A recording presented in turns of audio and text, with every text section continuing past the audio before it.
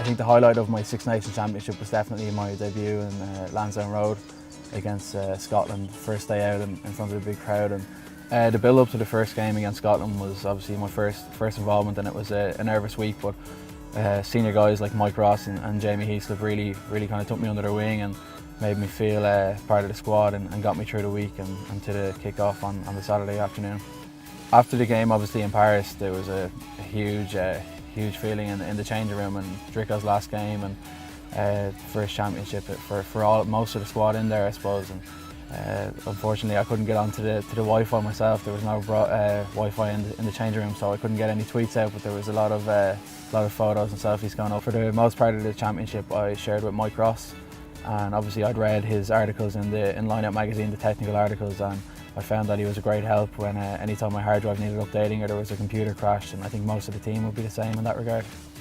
When I'm not training or playing rugby, staying away from sports, I am into my cars and I enjoy my driving and long road trips and that. And at the moment, I'm actually lucky enough to be the Volkswagen ambassador for the Amarok brand, and I'm loving this at the moment.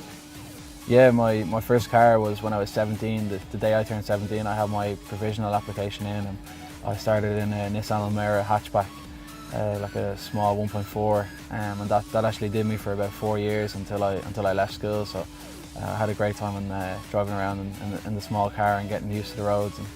And obviously it's quite different to what I'm driving at the moment with the Volkswagen. I'm delighted to have this car at the moment and be going around in it.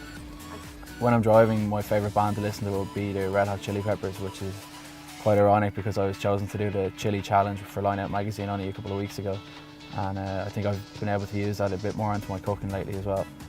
Yeah, I tweet pretty regularly. Anytime there's an event or something going on, I'd usually throw up a picture or something like that. And I think one of the last ones I had was after the Chili Challenge for Lineout magazine, when the Mouta cooled down, myself and Jordy Murphy got a few pics up. Hopefully for the summer I'll spend my first few weeks all going well in Argentina, touring with the Irish team.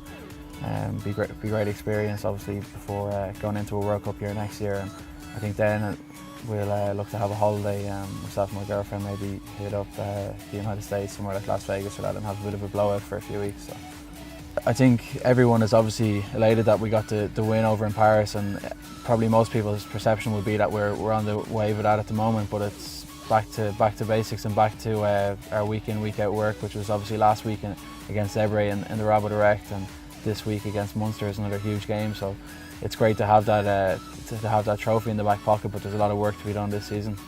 Obviously a big part of our training at the moment is in the gym, and we lift weights maybe 5 days a week. My squat will be up about close to 300 kilos at the moment, and there's talk of me possibly pulling this for a promotional video for Volkswagen, so I think it weighs maybe 3.2 tons, so it shouldn't be a problem.